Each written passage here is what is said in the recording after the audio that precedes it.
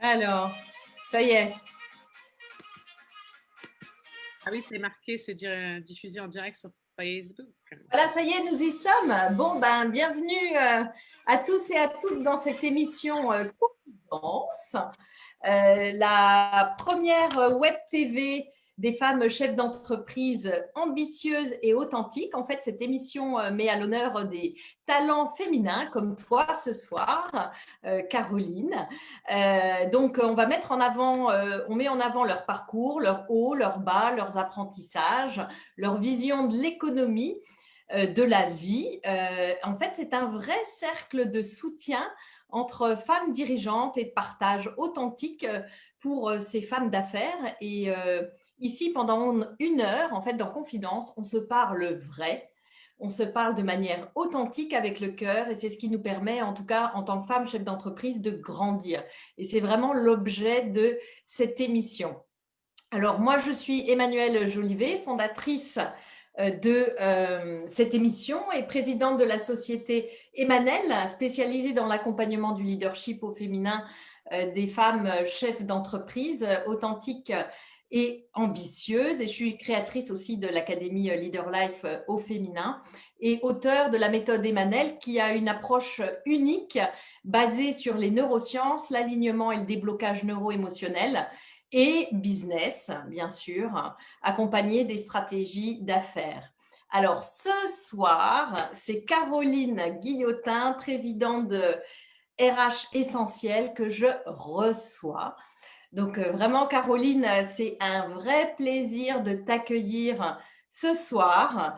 Vraiment, je te remercie d'avoir accepté mon invitation parce que, en fait, Caroline, c'est une très belle rencontre que j'ai faite. Et d'ailleurs, je remercie Muriel qui est présente ce soir avec nous. Un grand merci, Muriel, de cette rencontre. En fait, c'est assez récent, hein. On s'est parlé au téléphone il y a quelques semaines sur d'autres sujets. Puis d'un coup, toutes les deux, nous avons, en tout cas, il s'est passé quelque chose, une connexion, nous avons accroché. Puis tout de suite, je me suis dit, waouh, vraiment, Caroline, c'est la bonne personne, c'est vraiment le super profil pour l'émission, en tout cas, pour passer tout un tas de messages. Il y a un beau parcours, il y a des hauts, des bas, plein d'apprentissages qui vont aider toutes les femmes chefs d'entreprise qui nous regardent. Donc, je me suis dit, waouh, génial. Et voilà, Caroline est là, elle a accepté cette invitation et vraiment, je t'en remercie de l'avoir fait aussi vite. Alors, donc, vous allez découvrir qui est Caroline ce soir. Donc, vous allez découvrir une charmante personne, une grande professionnelle. Moi, j'ai vraiment découvert son sourire, sa joie de vivre, une femme pétillante, généreuse, pleine de talent, une vraie professionnelle, ultra dynamique et au service de l'humain, vraiment au service de plein de causes. Et j'ai trouvé son parcours passionnant, très riche, et vous allez découvrir aussi la face cachée de la vie rêvée d'une femme incroyable qui réussit professionnellement et qui réussit dans sa vie aussi. Mais il y a une face cachée et c'est celle qu'on va découvrir. Et je crois qu'on peut applaudir Caroline parce que c'est pas facile de passer dans l'émission Confidence, hein, où vraiment on s'ouvre sur sa vie de femme chef d'entreprise dans le vrai, parce que sans un masque, c'est pas forcément facile. Puis aussi sur sa vie de femme, ses hauts et ses bas, sa vie de maman, de femme, d'épouse, etc. Alors, eh bien, Caroline, euh, donc, je vais juste décrire par rapport à ta vie professionnelle et puis tu me diras si j'ai oublié des choses. Donc, tu es présidente de la société RH Essentiel.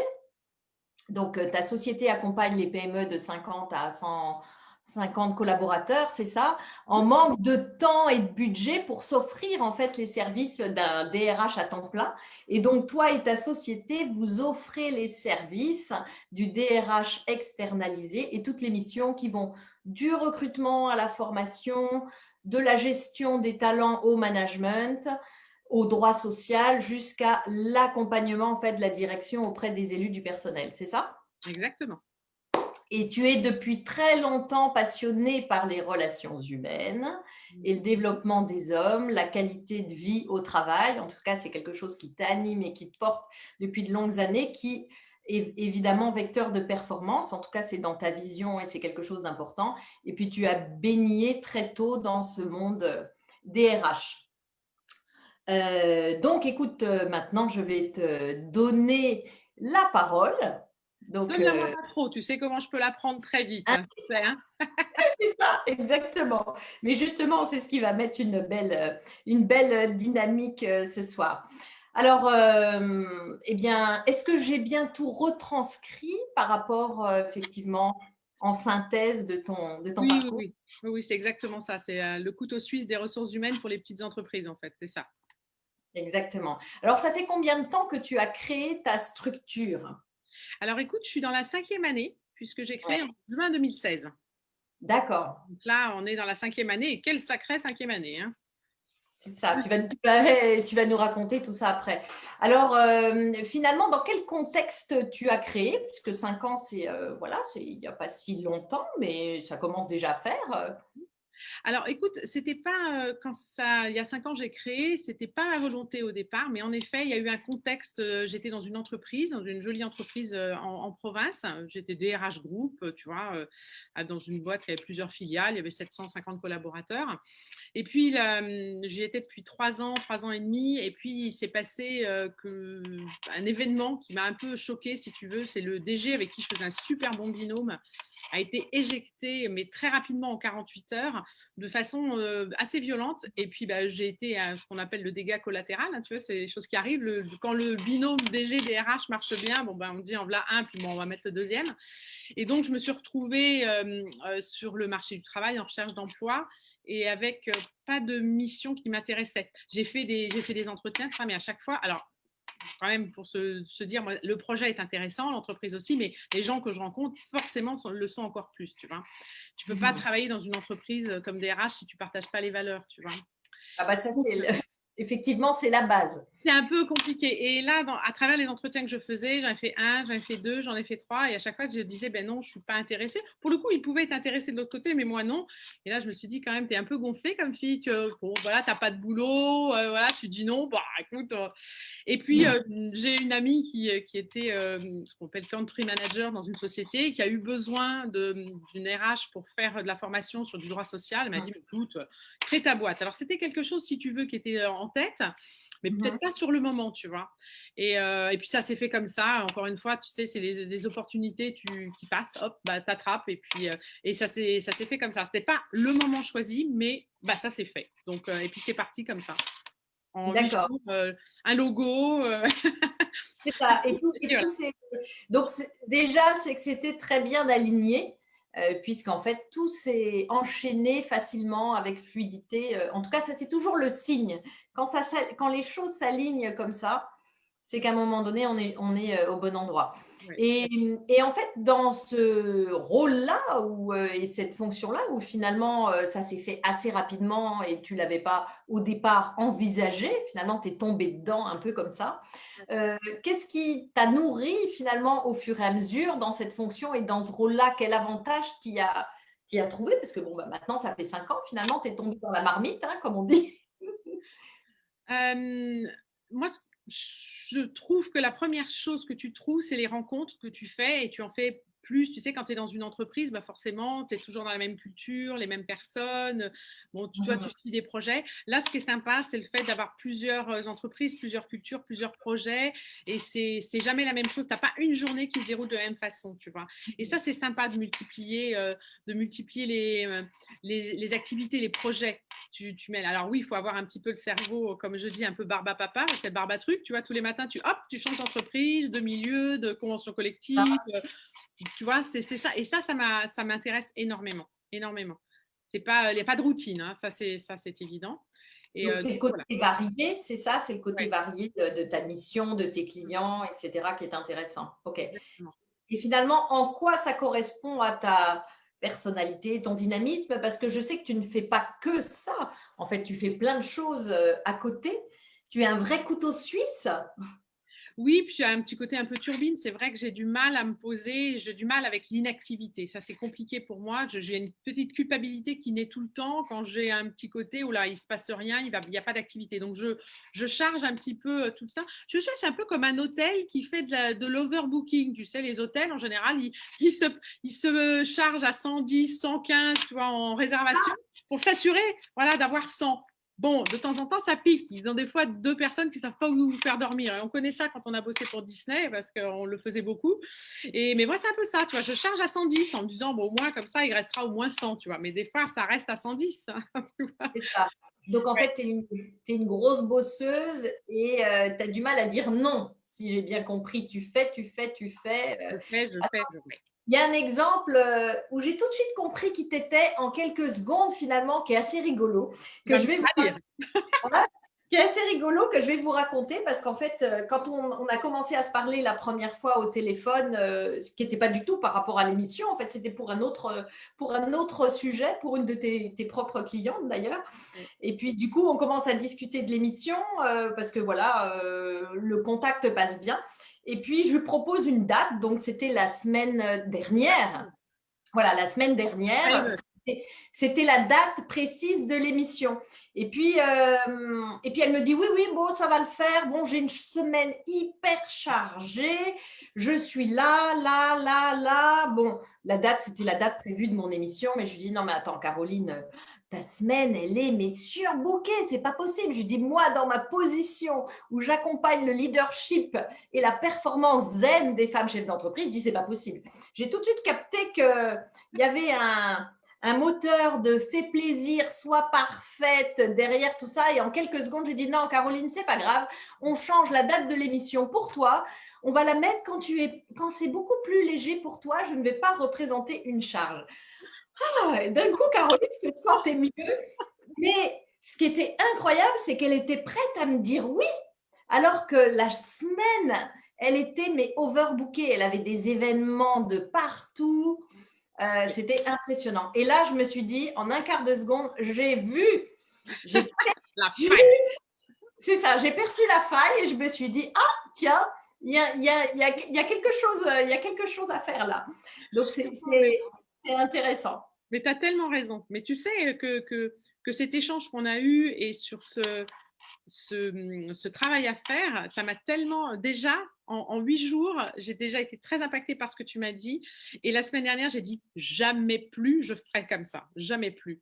Et justement. Et donc, j'ai pris conscience de ce que tu m'as dit. Il faut vraiment, voilà, on ira beaucoup plus loin toutes les deux. Mais oui, je ne sais pas pourquoi. Enfin, si, je sais pourquoi. Mais bon, voilà, j'aime bien charger. Il faut qu'il y ait, voilà, il y a un vide quelque part. Je pense que je comble. Et j'ai du mal à dire non. Et si justement tu vas plus loin par rapport à ce vide, parce que c'est là qui est intéressant, finalement, dans notre discussion, tu as pris conscience de quoi?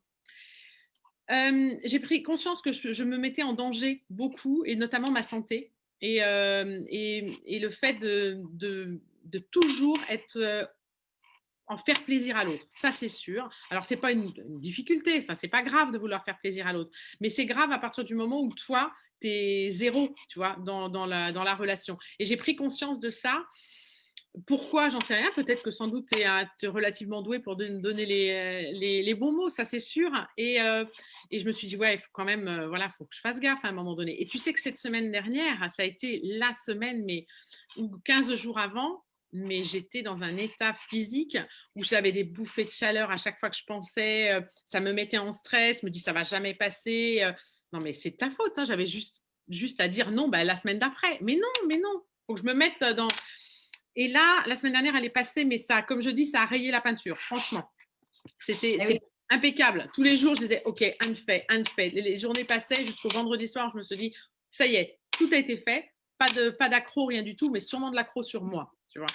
C'est ça. Alors, quand tu dis oui au final, alors que ton corps finalement dit non, oui, mais que tu ne l'écoutes pas, finalement, qui tu ne respectes pas? bah, ça, c'est facile, ça, c'est moi. Hein. Mais tu vois, c'est pas trop le sentiment au départ. Je pars pas de ce principe en me disant je vais pas me respecter, mais c'est vrai, tu as raison. Avec le recul, en disant mais attends, je suis pas, mais je dis pas oui, tu vois, pour me faire plaisir, hein. Je dis oui pour faire plaisir aux autres en plus. Hein. Mais bien sûr, Juste de la générosité sans attendre de retour. Mais oui, en effet, ça. c'est Oui. ça. Et qu'est-ce que tu cherches indirectement finalement à combler quand tu fais ça? Parce que ça, c'est assez fréquent hein, chez beaucoup de femmes, même beaucoup de profils. Hein. Finalement, qu'est-ce que tu cherches à remplir, à combler finalement quand tu fais ça? Je ne sais pas si je cherche à combler, tu vois. Je Ou pense à que remplir? oui, à remplir, ou alors oui, je remplis la case de sois parfaite, faut travailler pour réussir. Enfin, tu sais, toute cette éducation que tu traînes de parents. Alors pour le coup, j'ai rien contre eux, je les adore, ils sont extraordinaires. Et si tout le monde pouvait en avoir des comme ça, je pense qu'il n'y a pas de souci. Mais comme on dit, on est parents et comme on fait de son mieux, hein, on fait de notre mieux.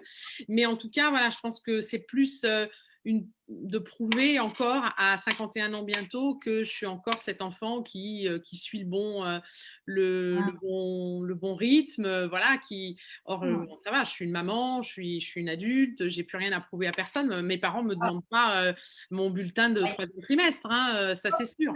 Sauf que c'est intéressant, c'est ton subconscient qui a enregistré ça de l'enfance, parce qu'en fait, tous nos comportements dépendent de notre vécu, des programmes qu'on a enregistrés dans notre subconscient.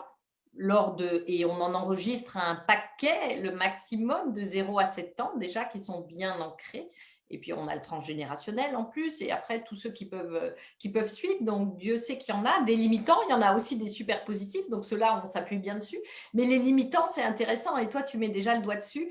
Tiens, est-ce que tu peux nous dire quel lien ça fait avec tes parents? Parce que finalement, tu me disais que ton père te disait toujours, je ne sais plus exactement ce qu'il te disait, mais Ah bah, il disait pas, mon papa il dit pas grand chose. Alors c'est quelqu'un qui était plutôt dans la. Non mais c'est vrai. En fait, il dit pas, mais quand il est dit si tu veux. Donc moi je suis l'aînée, donc on est 4 enfants. Donc je suis l'aînée de 4 filles, on est 4 filles. Donc quand tu es l'aînée, tu sais à cette époque, parce que peut-être moins maintenant. En tout cas à cette époque, c'est bon voilà, tu dois montrer l'exemple. C'est sur toi qu'on s'appuie. Quand les dernières sont nées, les jumelles, bah, j'avais 8 ans. Donc, si tu veux, j'ai pris beaucoup déjà à faire de choses. Mes parents avaient une activité sur place. Donc, la maison était au-dessus de l'entreprise. Donc, comme je dis, moi, j'ai grandi. tes parents étaient architectes, c'est ça? Oui, c'est Ils ça. sont partis de zéro? De zéro. Ils ont chacun, je crois que papa a un CAP plombier, chauffagiste et maman a un CAP secrétaire dactylo. Mais voilà, ils se sont formés au fur et à mesure, ils ont créé leur société et ça a très bien fonctionné, mais avec du 1er janvier au 31 décembre, avec une entreprise sur place, on avait des téléphones à tous les étages, 3 lignes qui sonnaient. Enfin, tu vois, j'ai grandi entre l'URSSAF et la TVA avec des clients. Donc voilà, le monde de l'entreprise était là.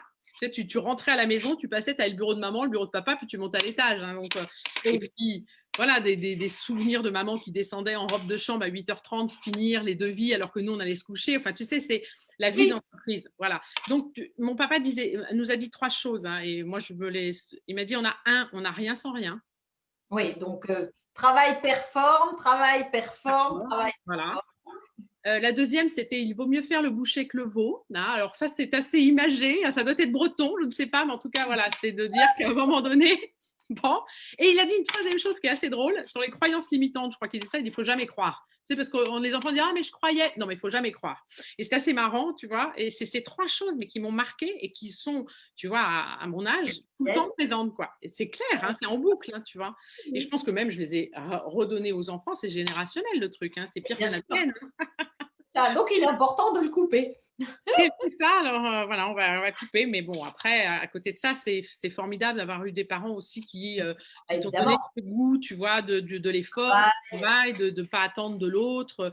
Et on est 4 enfants, on est à peu près toutes à notre compte, on a toutes travaillé. Enfin, tu vois, il n'y a pas de sujet à ce niveau-là. Mais c'est vrai que par contre, ça, voilà, faut faire un peu attention à sa santé.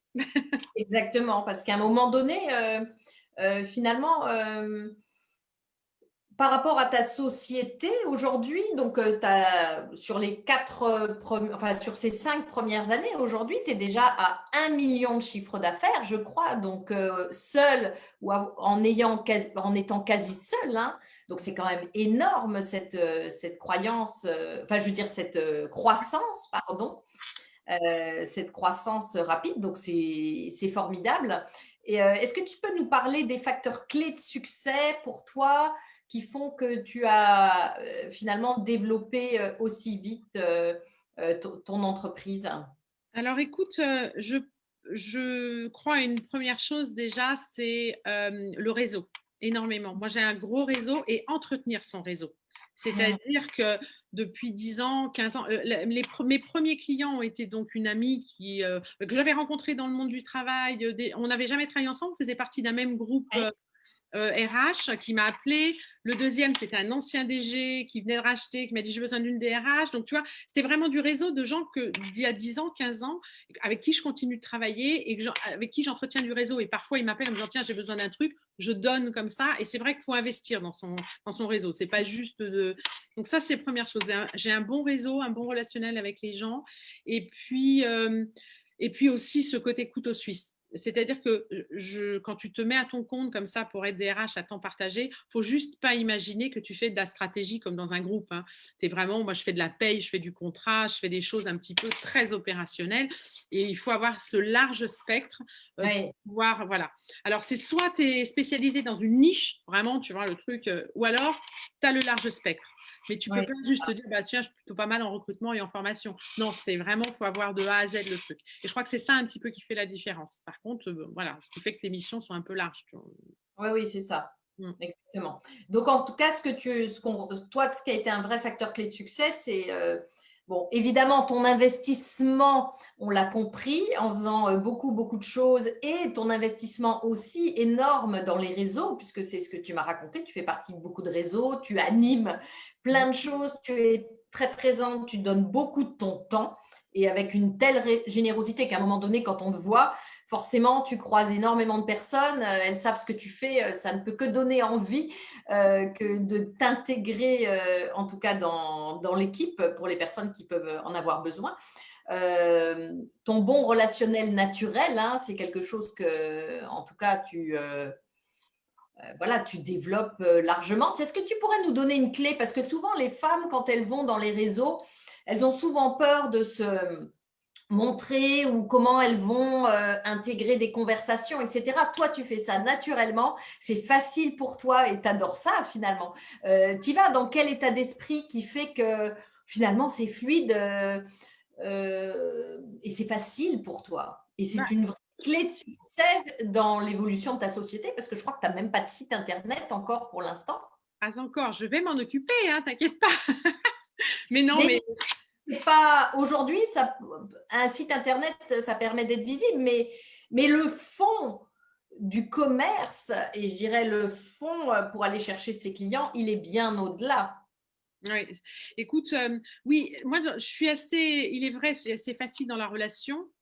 Mais après, je pars sans a priori. Tu sais, moi, j'aime la rencontre. Alors après, quand on est DRH, c'est quand même mieux d'aimer les gens quand même. Hein. Je trouve que On est voilà, d'accord. j'ai un de mes mentors DRH qui disait faut aimer les gens et être courageux. Et c'est vrai, c'est un métier de courage parce qu'il faut être en capacité de dire tout avec bienveillance, bien évidemment, mais des fois dans des situations qui peuvent être compliquées quand tu accompagnes des sociétés bon, voilà, qui malheureusement ont des plans sociaux, choses comme ça, on peut le faire, mais avec bienveillance. Donc, il faut aimer les gens et moi, j'aime les gens et j'aime la rencontre, j'aime me dire, quand je vois une personne, je vois une opportunité de me dire, tiens, qu'est-ce que je vais découvrir, qu'est-ce que ça va m'apporter et c'est ça, et je t'en ai parlé, je pense que mon mari dit, oh, mais toi, de toute façon, tu ferais la conversation à un réverbère. Oui, pourquoi pas.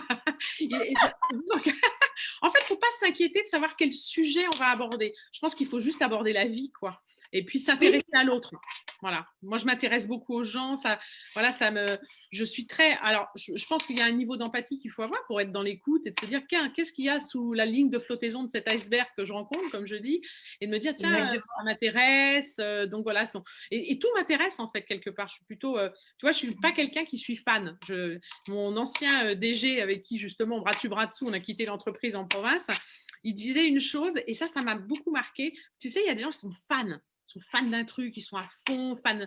Moi, je suis pas fan. Tu vois, je suis pas quelqu'un, je suis pas fan d'un acteur, d'un chanteur, j'aime bien. Et tu vois, et en fait, il m'a dit, tu sais pourquoi? Il dit, parce qu'on est des gens curieux. Et il a raison, Ça parce que je pense que quand tu es dans une seule chose, tu ne peux pas t'ouvrir aux autres choses. t'enferme. En fait, tu t'enfermes. Exactement. C'est Donc moi, ça. je me suis dit, voilà, je m'ouvre à tout, tout m'intéresse et les gens m'intéressent en général. Alors, parfois, tu te trompes, hein. Voilà. Ah, mais bon. C'est ça. Oui, puis après, bon, bah, quelque part, tu fais tes choix, tu te dis, bon, en fonction de qui tu rencontres, ça match ou ça matche pas, et Exactement. c'est OK, quoi. Mais tu as et tu des sais où très belles tu es. surprises, tu vois, dans les gens. Je trouve que, même, tu vois, je te disais, moi, j'ai commencé une mission aujourd'hui, tu vois, j'ai un nouveau client. C'est une jeune Ouais. femme qui est avocate que j'ai croisée il y a 3 ans, tout au début de mes missions, qui m'a rappelé en me disant, tiens, tu fais pas ça, j'aurais besoin.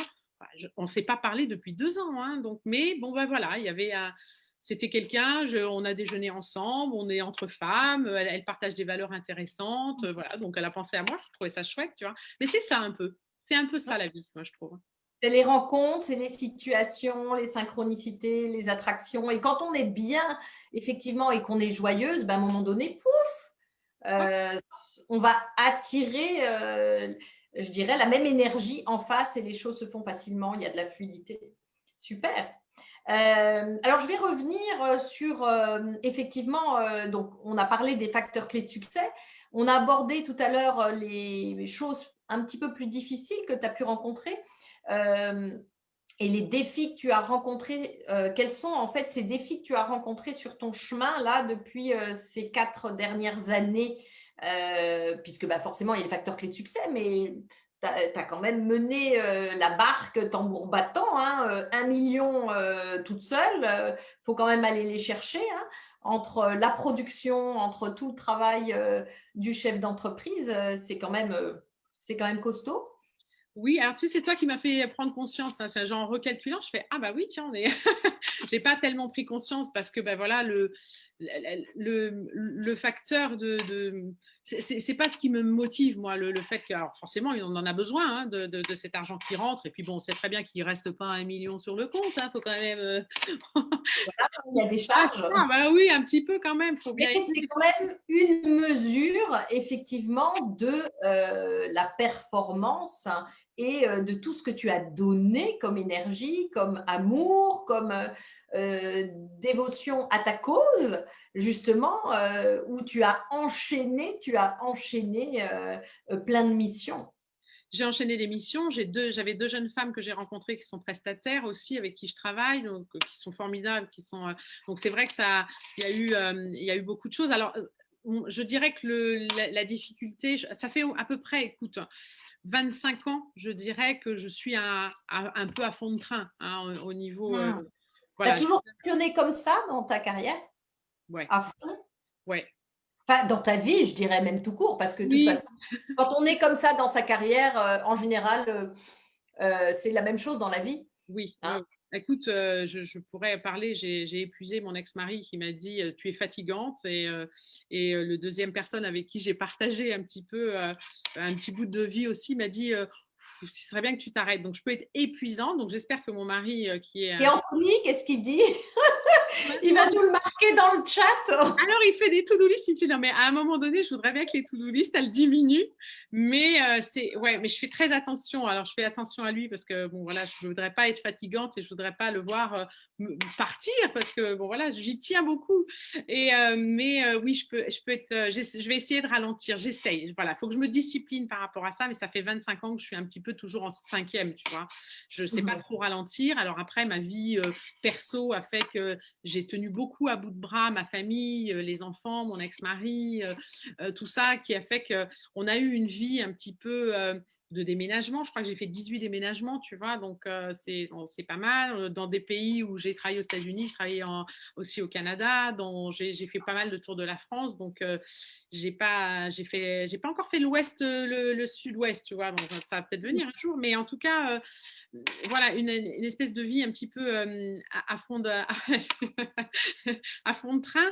Et je vois les commentaires de mon mari qui. Et moi aussi, je vois Anthony qui dit elle est vivante. Ah bah, c'est ce qu'on voit. Hein. C'est agréable aussi. Hein. C'est un côté agréable. Hein. Je ne sais pas. Oui, mais après, voilà, c'est un côté turbine un peu. Mais ça peut être vivante, rime avec fatigante aussi. Hein.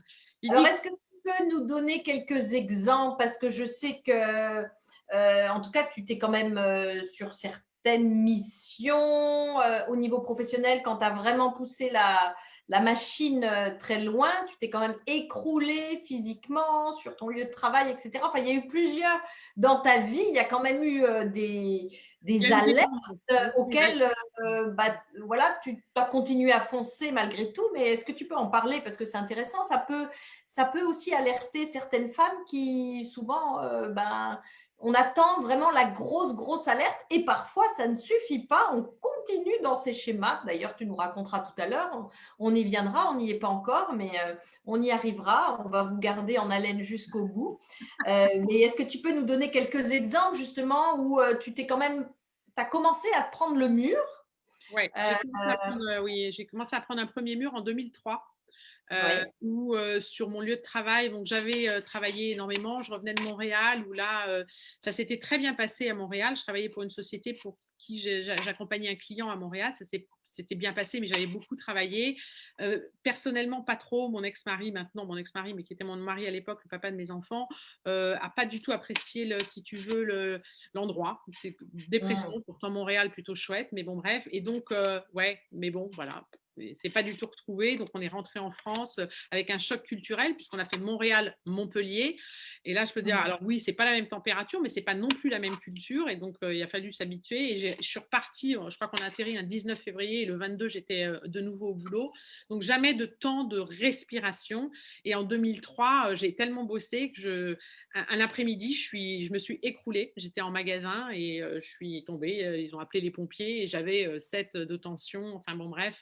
Bon, je me rappelle très légèrement de ce qui s'est passé parce que forcément, j'étais c'est ce qu'ils appellent une dépression physique où le corps il dit ah bah ma grande, tu veux pas t'arrêter, c'est pas grave, moi je fais off.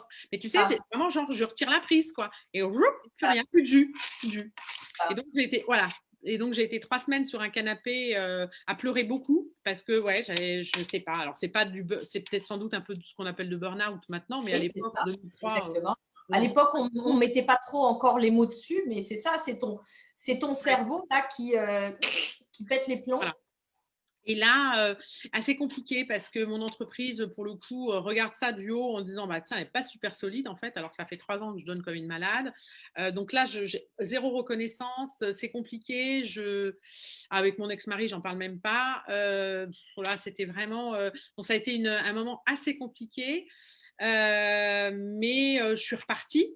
Et tu vois les Et commentaires. voilà, Ouais, hein, on voit le ouais. commentaire, Anthony, Alain, pardon, c'est pas Anthony, c'est Alain qui dit « Mais ça ne lui a pas servi de leçon, le travail est son moteur de vie. » Donc ça, c'est intéressant parce qu'il y a des croyances derrière, effectivement, de ton enfance. Hein, c'est complètement lié à ça. Ouais. Et c'est un curseur qui, évidemment, peut bouger. Donc, on te laisse finir l'histoire. Vas-y. Oui, bah, après, tu vois, est-ce que sur le moment, tu te dis, bah, c'est parce que je travaille trop, machin. Non, tu prends pas de recul. Je prends pas obligatoirement de recul pour ça, mais je me dis, par contre, je change de métier. C'est à ce moment-là que j'ai changé.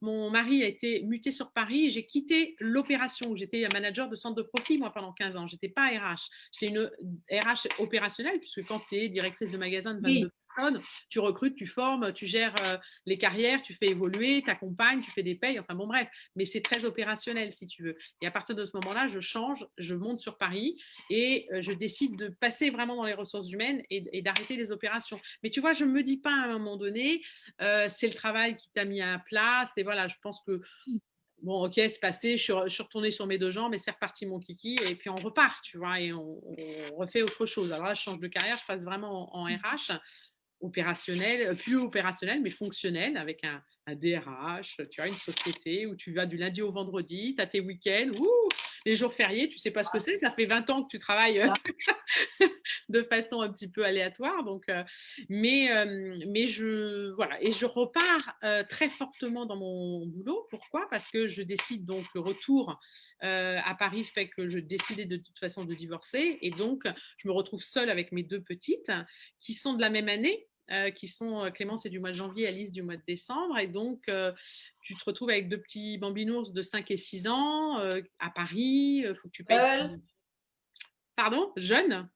Oui, oui, voilà, jeune et oui, Sans c'est famille autour. Hein. Et sans famille autour. Pas de grands-parents, pas personne. Tu es toute seule, quoi, tu vois. Donc, il faut que tu gères à 18h, l'école, ça termine, mais toi, à 18h, tu n'as pas fini. Tu es cadre dans une boîte. Donc, voilà, il faut gérer un petit peu le truc. Et c'est assez épuisant. Donc, un week-end sur 2, j'ai pas les enfants. Donc, je remplis mes week-ends où je fais des extras dans les mariages pour gagner un petit peu plus. Voilà, donc c'est reparti, quoi. Tu vois, tu te dis, pour pouvoir assumer, mais le prix de la liberté, chez moi, c'est quand même très important. C'est-à-dire que ça va, je suis malheureuse dans mon couple, je n'existe qu'en maman des enfants, bon, voilà, et à un moment donné, c'est stop, quoi. Le prix de ma liberté, voilà, ça m'est à grignoter aussi, je pense, tu vois. Oui, c'est ça. Donc, quand on t'écoute, en tout cas, moi, ce que j'analyse, c'est que il y a un schéma quand même assez classique dans ce que tu racontes. C'est que on ne se considère pas suffisamment, ce qui fait qu'à un moment donné, on donne la priorité aux autres plus qu'à soi pour aller chercher une espèce de forme inconsciente de reconnaissance à l'extérieur qu'on ne se donne pas à soi parce que du coup, on ne s'aime pas suffisamment, mais ça, on ne le sait pas. Et quelque part, en plus, dans ton couple, où il n'y a pas forcément l'affection que tu as besoin, et en plus, tu ne l'as pas non plus avec toi, donc c'est un espèce de vide inconscient qui fait qu'à un moment donné, tu vas forcément le remplir dans ton boulot. Et en plus, avec des croyances et un passé où tu as vu tes parents travailler, performe, et la vie c'est ça, quand tu cumules tout, forcément là on est dans le plein où tu vas chercher du plaisir finalement là où il y en a. Même si tu adores tes filles et que tu leur en donnes beaucoup, à un moment donné tu vas chercher le plaisir effectivement là où tu le trouves, donc effectivement dans le travail. Et au final, tu t'oublies sans même t'en rendre compte, quoi. Et ça, on le fait. C'est le cas de beaucoup de femmes. Moi, je l'ai été aussi à l'époque. Et aujourd'hui, heureusement, j'ai changé, mais il m'a fallu du temps pour comprendre tout ça. Et en fait, on est tourné beaucoup trop sur l'externe. Et on ne donne pas suffisamment d'importance en fait à soi, on ne se reconnaît pas suffisamment au fond de nous-mêmes, ce qui fait qu'à un moment donné, on va chercher ce qu'on a besoin en fait à l'extérieur, alors qu'on devrait plutôt aller le chercher, je dirais, avec nous-mêmes. En tout cas, la femme souvent s'oublie et va faire plaisir à l'autre pour aller chercher de la reconnaissance, mais au final, elle perd le sens de qui elle est, et elle s'oublie, quoi. Elle n'arrive même plus à reconnaître ses propres besoins, finalement, à définir ses propres besoins, puisqu'en fait, ils sont tournés vers les autres. Et ça la remplit, c'est ce qu'elle croit. Mais à un moment donné, non, elle s'aperçoit qu'elle est plus bien, quoi. Et c'est là où ça devient compliqué et que le surmenage la guette. Et ce sont les alertes que la vie nous donne pour quelque part rectifier le tir. Parce qu'en fait, la vie, elle est d'abord de se centrer sur soi pour pouvoir être centré sur les autres. Et là, c'est l'inverse, en fait. On est centré sur les autres, mais on s'oublie soi. Et on croit qu'on donne et que c'est bien, mais en fait, ce serait beaucoup plus léger et on serait même encore beaucoup plus avec les autres si on était avec soi-même. Et en fait, ça, il faut arriver à l'expérimenter finalement de l'intérieur et ce serait beaucoup plus léger. Ok, donc ça c'est intéressant parce que finalement ça concerne pas mal de femmes chefs d'entreprise et toi tu l'as pas mal expérimenté finalement, hein. Oui, puis je ne sais pas si on en avait parlé, Emmanuel, mais il y a quand même quelque chose qu'il ne faut pas oublier. Notre génération de femmes porte peut-être en effet une éducation, mais aussi l'éducation nationale, qui, Bien sûr. à mon époque, les filles, à l'école, on n'est pas... on peut faire des études, mais si tu veux, en tant que femme, il faut faire 2 fois mieux pour pouvoir être reconnue au même niveau qu'un homme. Un garçon, c'est normal. Si tu veux qu'il réussisse, c'est normal qu'il ait le job. C'est un peu plus normal. Donc, il va aborder, je dirais, et les études et l'entreprise d'une façon un peu, c'est de toute façon mon karma, que nous, quelque part, notre karma, c'est pas celui-là, c'est de faire des enfants, donc et d'être à la maison. Et donc, on est cette une des premières générations où on pousse un peu la porte des entreprises et on nous culpabilise sur le fait de dire mais comment ça, tu fais pas des quiches et des tartes aux pommes tous les jours? Non, j'ai envie de faire autre chose, quoi. Et donc, on a ce syndrome de vouloir faire 2 fois plus, tu vois, pour pouvoir être au même niveau. Or, oui, ça passera. Je pense que la génération de nos enfants, enfin, en tout cas de moi et de mes filles, elles le ressentent, mais pas du tout comme ça. La place des filles dans l'entreprise est complètement, à 20 ans, on n'en parle même pas, quoi, je veux dire, tu vois. C'est complètement différent et quelque part, tant mieux pour elles. Clairement, Nous, on s'est battu. c'est ça, on s'est battu, nous avons été les pionnières pour changer les choses, Super. même si encore aujourd'hui, il y a encore besoin, hein, on voit la mixité, c'est pas encore ça partout, mais à partir du moment aussi, nous, on va changer aussi en tant que femmes, c'est-à-dire qu'on va être aussi plus dans notre féminin, plus dans une performance zen, dans un management différent, c'est-à-dire on va pas prendre le costume de l'homme, mais on va vraiment euh, voilà, s'accepter dans notre sensibilité, on va manager différemment avec une certaine sensibilité, ce qu'on n'a pas eu comme modèle féminin d'ailleurs. Forcément, ça va changer la donne parce que quand une femme dirige en étant vraiment pleinement elle-même, eh bien, ça n'a pas le même impact et le même charisme auprès des hommes et même auprès des femmes. Tout à Alors fait. que quand on L'entreprise commence à performe d'ailleurs. c'est ça. Alors que quand on commence à diriger finalement comme un homme, ça passe, il n'y a pas de problème en fait. Mais par contre, la femme va dire la même chose que l'homme, ça ne va pas passer, normal. Parce que dans son énergie féminine, ça ne passe pas. Il y a un truc qui déconne, quoi. Et là, c'est pas juste. Dans l'inconscient, c'est pas juste. Et ça, les femmes ont du mal à comprendre parce que quelque part, elles croient qu'elles doivent faire preuve de force, d'autorité pour se faire respecter. Alors qu'en fait, c'est pas vraiment ça. Mais ça doit, en tout cas, c'est tout un travail interne d'acceptation. Et forcément, ben, on nous a quand même un peu savonné la planche, donc c'est pas facile non plus. Non, Et c'est ça. après, il y a aussi des hommes en face qui peuvent être aussi dans une relation compliquée où effectivement ils vont avoir un regard pas facile. Ce qui veut dire que la femme, en tout cas, elle a besoin de se muscler aux muscles anti-rejet. Ça, c'est super important. Donc, plus elle va avoir de reconnaissance pour elle-même, plus elle s'en prend, pouf, ça lui passe au-dessus. Donc, en tout cas, une femme qui dirige, elle doit se préparer à se muscler fortement à l'anti-rejet. Et puis, à un moment donné, voilà, l'avantage quand on est dirigeante aussi, c'est qu'on peut choisir. Mais de toute façon, on peut toujours choisir. Quand on est dans une société dans laquelle on a un environnement machiste qui ne nous convient pas, on peut en changer. Ah ben c'est clair, il faut. On n'est jamais bloqué et il faut en changer et Bien sûr, surtout faut pas. ne pas rester dans des relations toxiques. D'ailleurs, que ce soit homme ou femme, hein, parce que les femmes aussi peuvent être très dures dans le management, très très dures, des fois même pire, hein, parce qu'elles se transforment vraiment en hommes et qu'elles mettent une carapace et qu'elles ont certainement un vécu et des blessures qui font qu'elles agissent comme ça. Mais ça peut très bien arriver chez un homme ou une femme. Hein. Il y a pas de, il y a des hommes qui sont merveilleux dans l'entreprise comme dans la vie et qui sont dans un équilibre yin et yang, dans une énergie féminine et masculine et ça se passe très très bien. Il n'y a pas de cliché chez l'un ou les autres. C'est juste, en tout cas, de toute façon, qu'on soit un homme ou une femme, d'être dans cet équilibre-là. Donc, on revient à toi. Pendant beaucoup d'années, tu as porté, que ce soit personnellement ou professionnellement, hein, et puis même justement aussi personnellement, parce que toute cette histoire, qu'elle soit professionnelle ou personnelle, elle vient finalement de ta vie, de ton passé, de ton vécu, etc. Et il y a des incidences partout, quoi. Qu'est-ce que tu as pris conscience finalement de toutes ces années au niveau personnel, au niveau professionnel? Je sais que tu as porté beaucoup de choses sur ton dos. Ça s'est traduit et ça s'est traduit comment finalement aussi par rapport à ton corps? Parce que ton corps a pas mal réagi. Est-ce que tu peux nous en parler de ça? Oui, oui. Ben, mon corps, il a, il a reflété la charge, en fait. C'est-à-dire que de 26 ans, quand j'ai eu ma première boîte, jusqu'à 47 ans, j'ai été en surpoids. Mais vraiment, moi, j'ai été jusqu'à 110 kilos.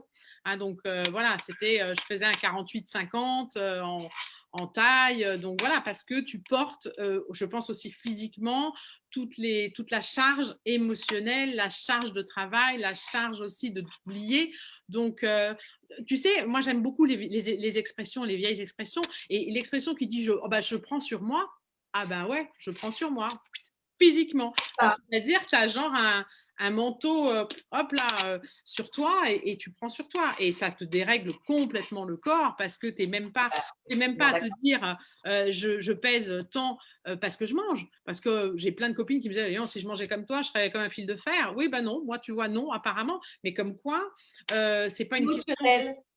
Oui, et c'est que du kilo émotionnel, c'est que ça. Et par contre, ça te dérègle complètement et tu sais plus par quoi faire. Et d'ailleurs, tu as tout essayé. Je pense que je peux être une encyclopédie du régime, hein, mais bon. Ah. Et donc, si tu résumes ces kilos, qu'est-ce qui compensait, à ton avis, précisément? Il y a plusieurs choses qui compensaient par rapport à ton conjoint, par rapport à toi, ta façon de fonctionner, par Ça, rapport à ta vie. ouais, alors, tu vois, Qu'est-ce qui conjoint?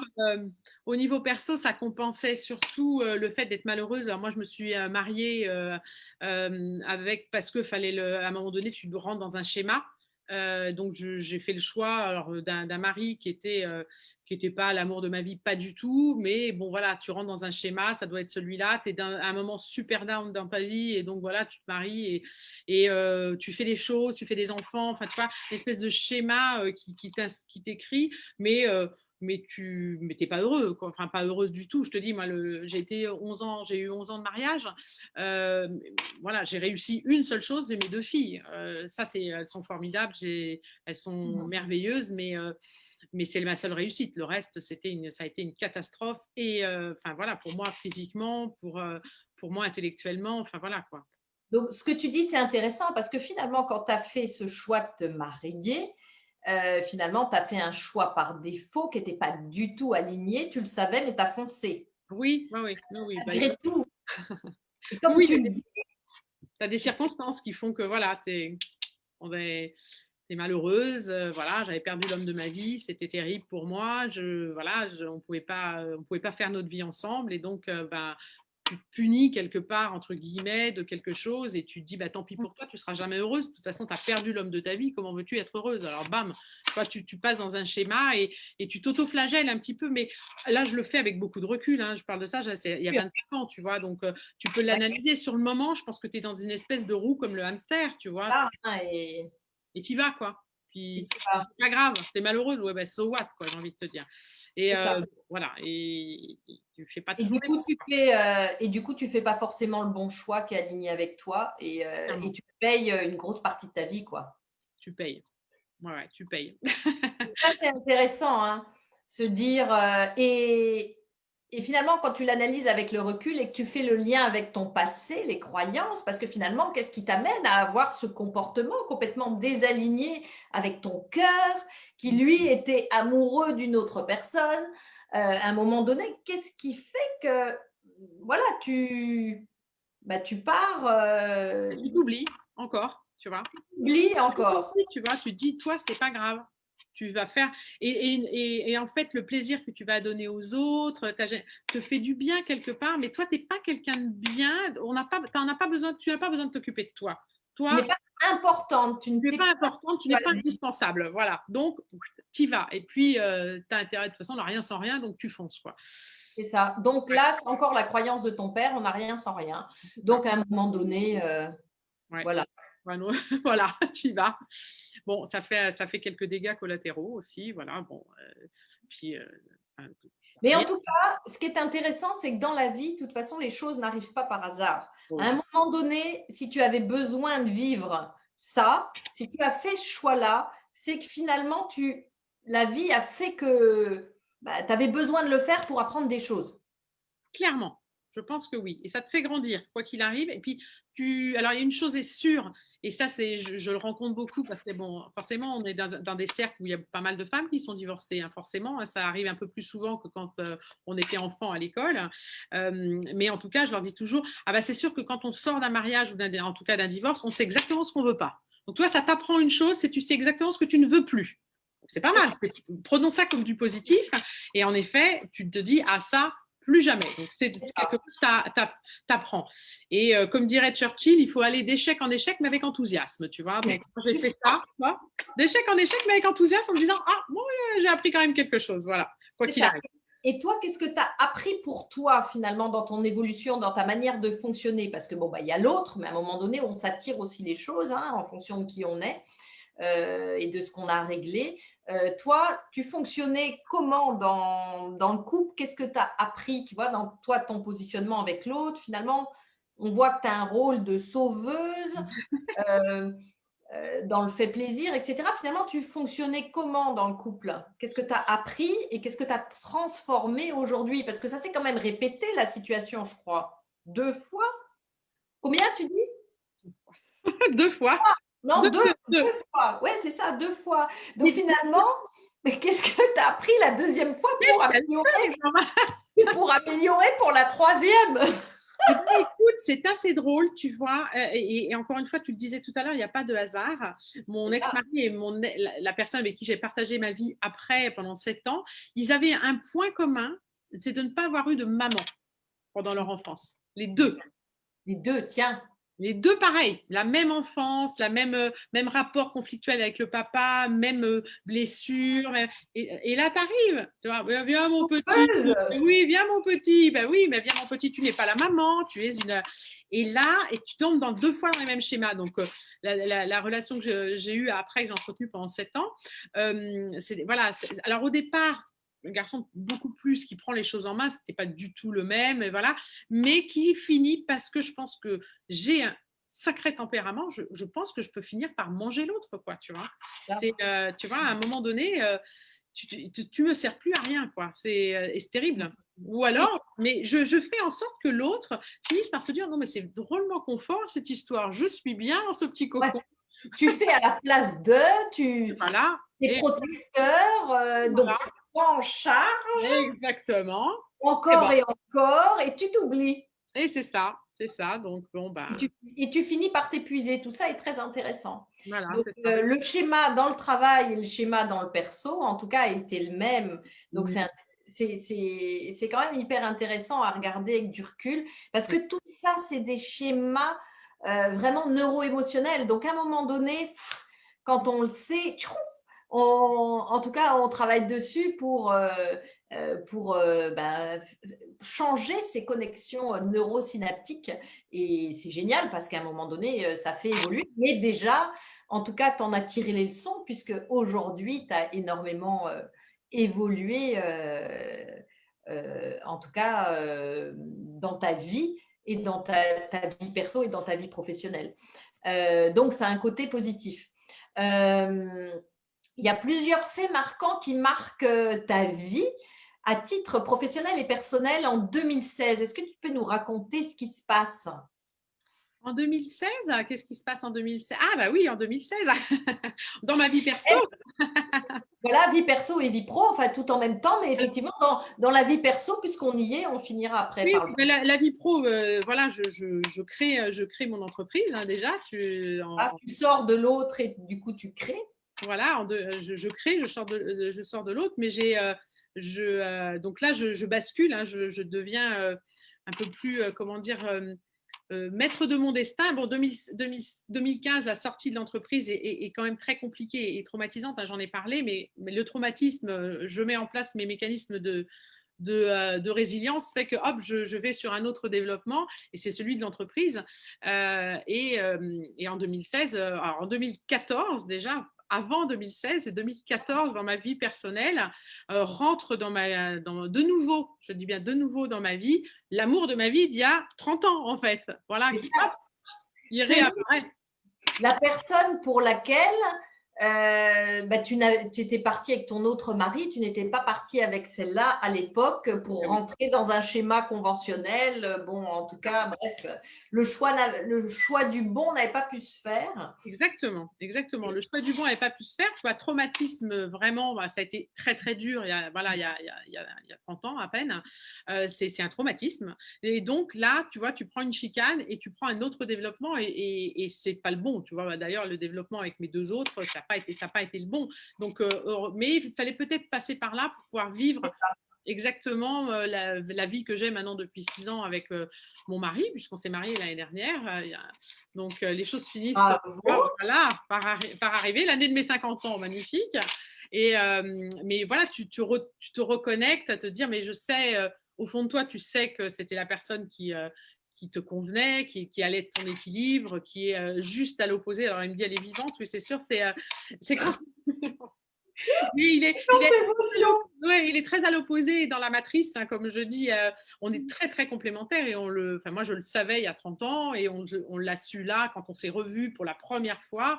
On ne s'est pas quitté depuis, on savait qu'on était fait pour vivre ensemble.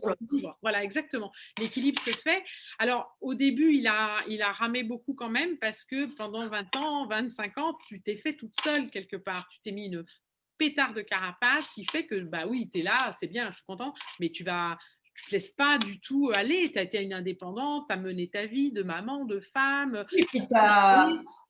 Oui, Voilà, quand même pris, la vie a quand même, ne t'a pas épargné au passage. Donc la carapace, elle s'est aussi renforcée. Bien renforcée. Donc tu laisses pas rentrer quelqu'un, même si c'est l'amour de ta vie, en disant ah super, faire bien, je pose mes valises, tout va bien se passer. Il y a un moment où, comme je dis, pendant 2 ans, ça a rayé un peu la peinture. Le pauvre, il a pris cher, mais il s'est accroché parce qu'il savait.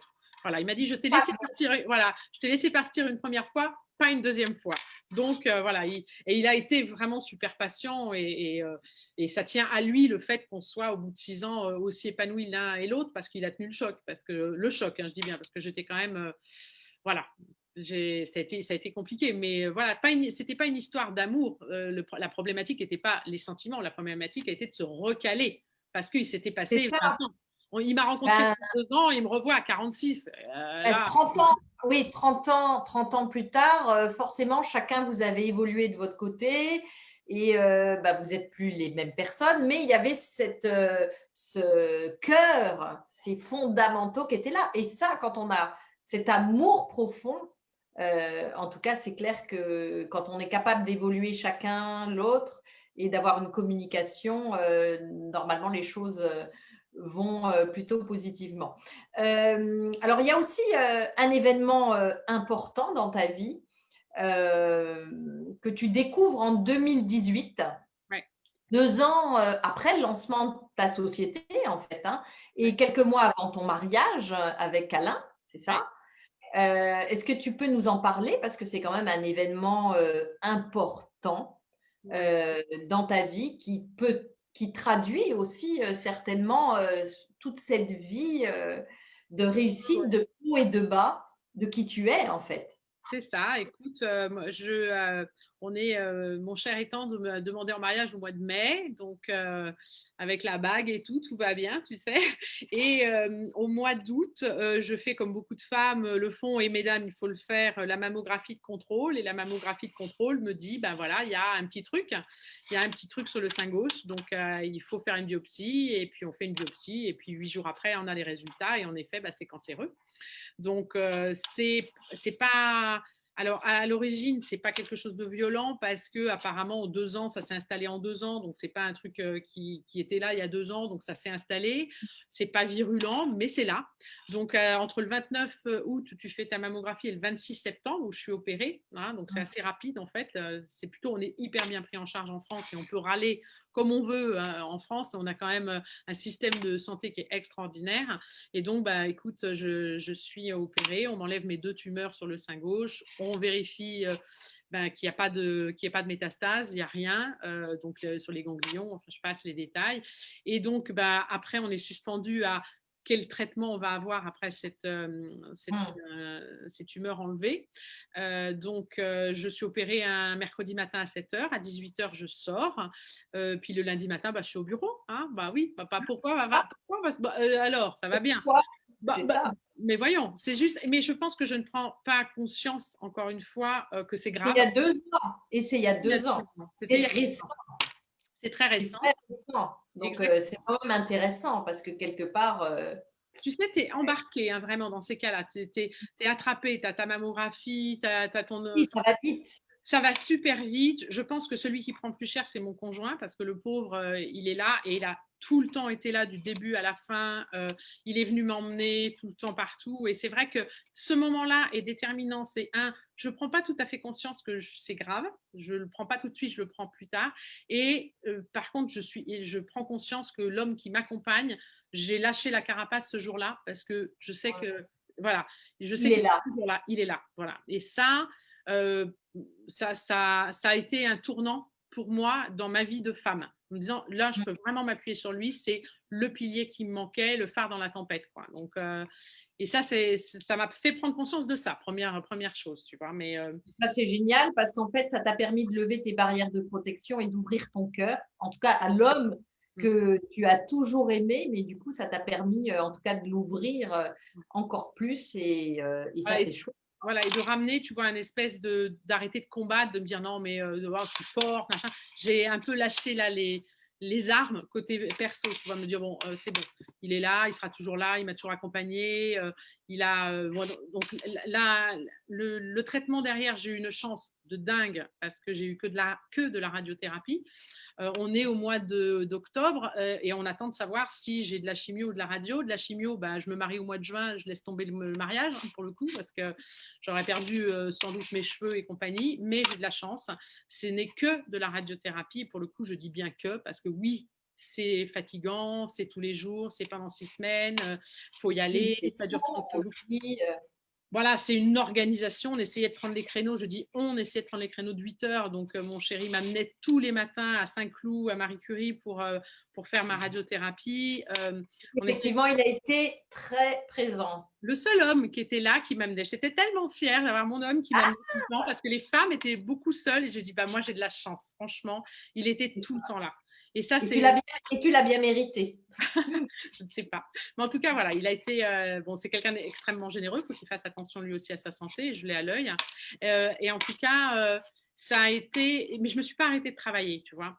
Et là, tu as le médecin qui te disait toujours, le professeur qui s'est occupé de moi, il disait Madame Guillotin, il va falloir ralentir. J'ai dit ouais, c'est ça. Je suis à 130 sur l'autoroute et il me demande de rouler à 50. Bah, oui, ça va arriver, mais pas tout de suite. Parce que tu attendez un peu que je dise à mes clients, il faut que je débranche.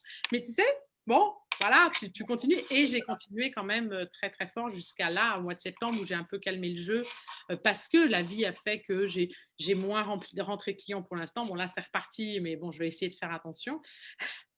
Mais en tout cas, voilà, c'était, je pense que, mais ça a été dur 1 an après, en fait. Je crois que j'ai pris cher 1 an après parce que je me suis rendu compte, tu vois, Et alors, tu t'es rendu compte de quoi? Qu'est-ce que tu as appris pendant cette période? Et d'ailleurs, émotionnellement, comment tu l'as vécu, même si finalement tout est allé très très vite, donc c'est peut-être en décalage que tu as peut-être. Comment tu as vécu émotionnellement? Et après, tu nous diras ce que tu en as appris finalement à l'heure d'aujourd'hui. Écoute, c'est assez bizarre, mais j'ai pas versé une seule larme, quoi. J'ai pas été du tout du genre, waouh, pourquoi moi, machin. Oui, c'est vrai, j'ai jamais fumé, je sais pas ce que c'est que j'ai jamais été dans des, enfin, tu vois, j'ai pas eu de vie du tout j'ai jamais été bourrée de ma vie, tu vois. Enfin, tu vois, j'ai pas été dans les excès. Je suis plutôt équilibrée ce que je mange. Je pense que la charge mentale, par contre, faut faire attention. Ah. Voilà, parce que c'est l'émotionnel à un moment donné qui crée des, ouais, qui crée voilà, ça dérègle le corps et à un moment donné, ça se traduit en symptômes et en maladies. C'est ça, exactement. Ce que disaient en général les médecins, c'est ça, que la charge mentale sur les femmes, bah, il faut faire gaffe. On n'est pas le premier, on a aussi les femmes, le première mortalité, c'est les AVC. Bon, ben voilà, c'est. Donc, oui, 1 an après, j'ai pris un peu conscience. Bon, après, tu sais, tu as un traitement antirécidive qui est très désagréable, que j'ai très, très mal supporté, moitié dépressive. Alors, j'ai mis ça sur le dos du médicament parce que j'étais moitié dépressive. Enfin, c'était juste pas moi. J'ai eu besoin de me reconnecter. Maintenant, là, ça va bien. Bon, j'ai pas repris le médicament, mais ça, il ne faut pas le dire pour l'instant, mais on va tâcher de faire autrement. Non, mais c'est assez compliqué à gérer comme truc. Hein. C'est pas top. Et en tout cas, bon, je fais attention. J'essaye d'avoir des espaces. Mais tu sais, c'est tellement dur je culpabilise dès que je fais pas. Et ça, il faut vraiment que je travaille dessus. Allô, Emmanuel. Allô, Bobo. Allô, on va travailler dessus, t'inquiète pas. On va s'y mettre. Effectivement, parce que c'est embêtant à un moment donné quand tu lèves le pied et que tu culpabilises, parce que forcément, tu y retournes toujours, quoi. Ah ben oui, c'est ça. Parce que le subconscient, lui, il a enregistré si je ne fais pas, c'est danger. C'est ça. C'est pas possible pour lui. Donc, il y a quelque chose à. Et ça, cette espèce de petite voix là qui dit là, mais qu'est-ce que tu fais? Mais tu te rends pas compte? Mais tu es en train de te reposer là. Mais qu'est-ce que c'est? Ça va pas bien? Tu vois, c'est horrible. Oui. Donc, qu'est-ce que tu as appris pendant cette période de ton cancer? Et là, maintenant, finalement, ça t'a appris plusieurs choses. Tu nous as parlé au niveau, je dirais, au niveau du couple, ça t'a permis d'ouvrir ton cœur, ça j'ai bien compris. Ça t'a appris quoi d'autre finalement? Puisque je sais que il y a pas mal de personnes qui t'ont apporté de l'aide aussi, ce qui est Oui, nouveau pour toi, ce qui oui, était nouveau écoute. pour toi. Et alors, c'est assez drôle parce que les gens il y a une espèce de cercle qui se forme autour de toi, des amis, des gens que tu as depuis longtemps, qui prennent de tes nouvelles, qui, au son de ta voix, comprennent ça va pas. Donc, il y a eu oui, les gens sont là. Mais ça m'a surtout appris que, ben oui, en effet, le corps est une machine dont il faut faire attention. Et que, tu sais, je dis toujours, la vie, elle fait 1 mètre, et là, je suis à la moitié. Hein, donc, on va essayer de faire l'autre moitié aussi bien et que voilà, il faut faire attention que je suis maintenant une voiture de collection et que bah, pour le coup, les pièces détachées, il n'y en a pas tant que ça. Donc, il va falloir faire avec. C'est ça. Et ton corps, c'est ton véhicule. Et à un moment donné, si tu n'en prends pas soin, C'est ça, exactement. ça va être dangereux. Et quand ton corps t'envoie une telle alerte, c'est Ouais, effectivement, c'est une alerte. c'est une alerte, exactement. Il faut le prendre Du comme coup, ça. c'est une grosse alerte. Et à un moment donné, c'est de se dire, tiens, est-ce que j'en prends compte? Et c'est important, quoi. Ouais. Bon, après, tu vois, la chance, encore une fois, moi, je regarde toujours le côté positif. Hein, c'est comme ça, je ne peux pas me refaire. C'est pas génétique, il n'y a pas de métastase, c'est pas tout. C'est une alerte, voilà. Et je risque pas demain d'en reprendre un autre. Pour l'instant, ben voilà, il y a pas. Alors, j'étais super surveillée. Encore une fois, merci la France, j'étais super surveillée tous les ans. Voilà, Oui, parce que finalement, c'est ça qui t'a sauvé. Ouais, mais bien sûr. La radio de contrôle. Mais bien sûr, ta mammographie que tu fais, ça fait la 5e, je pense, à l'âge de 40 ans, tu commences à en Donc, faire. mesdames, Mesdames, voilà, faites vos radiographies de contrôle.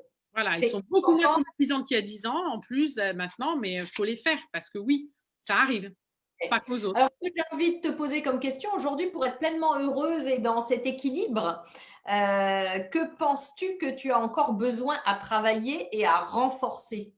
Que là, tu as Apprendre à dire plus non. dur. Apprendre à dire non, à essayer de reporter et de me dire que c'est pas parce que je dis non à quelqu'un qui va me tourner le dos, tu vois. Ou, Hmm. tu sais, c'est toujours un petit peu. Alors, pas tourner le dos, mais bon, voilà, on est indépendant, des femmes indépendantes, je dirais, au niveau de son entreprise. Je suis une indépendante et on se dit, tu travailles, tu factures, tu travailles pas, tu factures pas. Donc, trouver le bon niveau de facturation. Tu n'es pas obligé de faire autant de chiffre d'affaires parce que si c'est juste pour remplir les caisses des voisins, je ne vois pas trop l'intérêt. Hein, parce que, encore une fois, moi, je veux bien être dans la barque. Il n'y a pas de problème. Je veux bien ramer, mais je voudrais qu'il y en a aussi qui comprennent que les rames, c'est pour ramer. Puis d'autres, même qui se posent la question, qui ne savent même pas qu'il y a des rames. Donc bon, à un moment donné, tout le monde sait qu'il y a des rames, on bosse. Donc, tu vois, c'est trouver un peu ce niveau de dire, OK, je rame aussi pour moi, tu vois, et arrêter de remplir un peu tout le monde, tu vois, parce que Oui, c'est ça. Et après, c'est aussi lié beaucoup, parce que ça, c'est ce que tu crois, mais c'est aussi lié beaucoup au fait plaisir, puisque à un moment donné, tu vas charger la mule aussi pour faire plaisir. c'est ça. Inconsciemment. Donc, il n'y a même pas de notion d'argent là derrière, parce que Ouais. finalement, regarde, quand on a échangé sur l'histoire de la date, il n'y avait pas de notion d'argent, c'était que du plaisir. Mais oui, c'est ça. Il y avait rien de tout ça, c'était que du plaisir et du coup, c'était quand même assez révélateur. C'était intéressant. Et tu sais, ça Donc, revient avec ce qu'on s'est dit au début, Emmanuel. Tu vois, le réseau, ça s'entretient.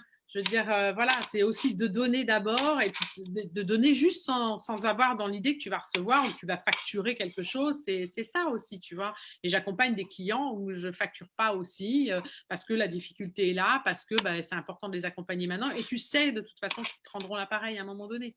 Donc, oui, c'est ça. Et de toute façon, quand tu es dans la contribution avec le cœur, à un moment donné, ça voilà. revient. Et puis, quand on le fait avec le cœur, on le fait avec le cœur. On ne va pas tout faire. Et non, Voilà, parce qu'à un moment donné, c'est une énergie. Hein. L'argent, c'est aussi important. Ça représente sa valeur et c'est important aussi de le poser. Et c'est une énergie qui va et qui vient. Mais il y a aussi de faire les choses avec le cœur, c'est essentiel, quoi. exactement. Ce qui va faire que les choses vont être fluides. Mhm. Super. Donc, tu as dit apprendre à dire non, à te ménager, Ouais. à te positionner, hein, on est bien d'accord, ce qui reste à travailler. Et, Et en fait, ce que je vois moi aussi, c'est à devenir, à te choisir, à devenir toi la priorité, quoi. C'est ça. Avant les autres. C'est ça? C'est ça. C'est exactement ça. Oui. Ok. Être un tout petit peu égoïste, tu vois, c'est pas… C'est l'égoïste. Alors moi, j'adore cette expression. Je parle avec mes clientes, je dis toujours, apprenez à devenir l'égoïste généreuse. Alors écoute, c'est plutôt joli. C'est ce bon équilibre, l'égoïste généreux. J'aime beaucoup ce Bien. mot-là parce que je trouve il est très bien équilibré. Oui, c'est ça. Et c'est exactement ça. Alors justement, dans ta société, qu'as-tu besoin de mettre en place pour préserver cet équilibre dans ta société? Il faut, bah, écoute, je pense qu'il faut que j'arrive maintenant à développer pour faire travailler des gens, plutôt, tu vois, porter des missions plutôt que d'être complètement dedans. Et ça, je sais faire l'accompagnement. Donc, je pense qu'il faut que je développe peut-être un peu différemment. Et il faut que j'apprenne à me dire il y a 5 jours dans une semaine, mais il faut peut-être qu'en travailler 4, quoi, tu vois, Ça peut pour avoir… prendre une journée off et créer une équipe, c'est Voilà. ça, et créer une équipe et structurer cette équipe et déléguer et Mm. voir comment tu peux ne plus te rendre indispensable. Mais C'est oui. ça. C'est ça. Ouais. Parce qu'à un moment donné, c'est vrai qu'un business, quand on arrive à un certain niveau, c'est pour passer à l'échelle supérieure et on en rêve tous. C'est comment je ne me rends plus indispensable et malgré tout, comment ma société tourne malgré tout. Et c'est vrai que bah, aujourd'hui, tu es dans ce cap-là.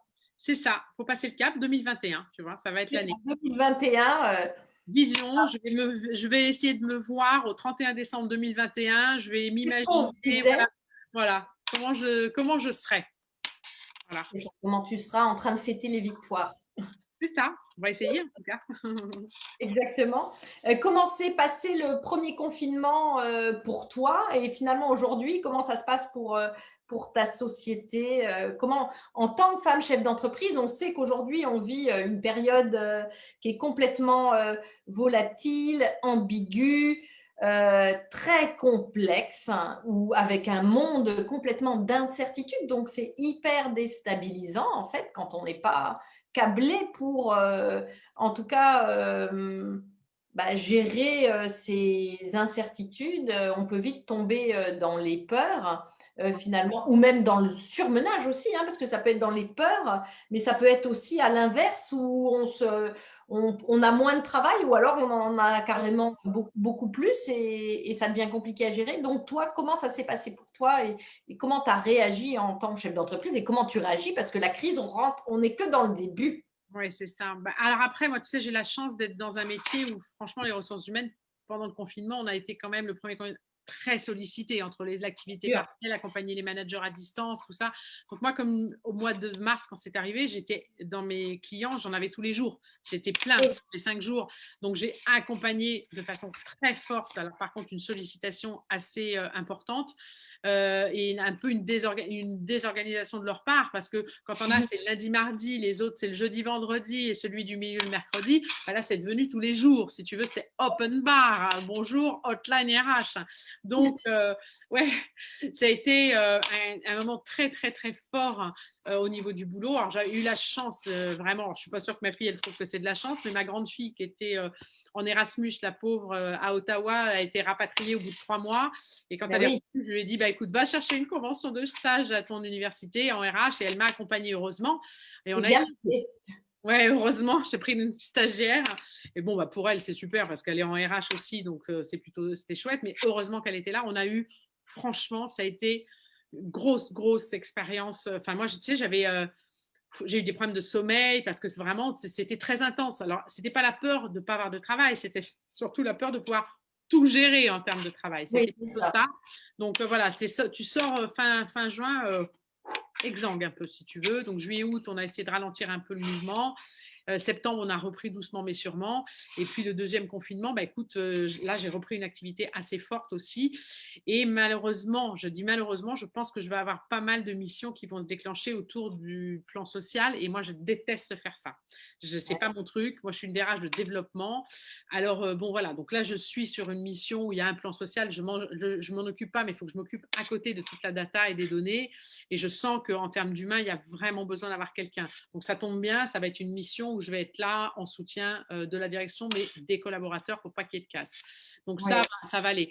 Mais si tu veux, bon, après, voilà, encore une fois, j'ai la chance dans un secteur d'activité qui, pour le coup, est porteur, si tu veux. Et voilà, donc j'essaie d'accompagner du mieux que je peux, en tout cas, mes clients qui, eux, pour le coup, pour certains, c'est pas porteur. C'est quand tu accompagnes des boîtes qui sont du retail, de magasins et donc qui sont fermés, des agents de voyage, et je les salue parce que je sais qu'il y en a qui sont à l'écoute, les pauvres. Quoi. Je veux dire, quand tu peux pas voyager sur la planète, qu'est-ce qu'ils font, quoi, les pauvres? Donc je les accompagne autrement et ils sont hyper, voilà, on essaie de faire plein de choses avec eux, mais voilà, il y a des secteurs d'activité, waouh, c'est compliqué pour eux. Quoi. C'est sûr, c'est compliqué.